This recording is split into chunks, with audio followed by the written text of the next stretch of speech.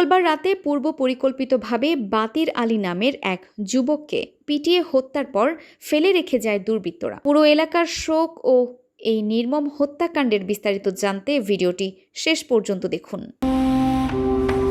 ঘটনাটি সিলেটের দক্ষিণ সুরমা উপজেলার সিলাম ইউনিয়নের মুক্তারপুর গ্রামের। নিহত বাতির আলী ছিলেন মৃত সৈয়দ মিয়ার ছেলে। মঙ্গলবার রাত 10:30টার দিকে কয়েকজন যুবক তাকে বাড়ি থেকে ডেকে নিয়ে বাইরে যায়। এরপর তাকে এলোপাতাড়ি মারধর করে মৃত ভেবে বাড়ির পাশেই ফেলে রেখে পালিয়ে যায় তারা। স্থানীয় নারীদের চিৎকারে আশপাশের লোকজন আশঙ্কাজনক অবস্থায় বাতির আলীকে উদ্ধার করে ওসমানী মেডিকেল কলেজ হাসপাতালে নিয়ে গেলে চিকিৎসক তাকে মৃত ঘোষণা করেন। নিহতের পরিবারের দাবি, এটি একটি পূর্ব পরিকল্পিত হত্যাকাণ্ড।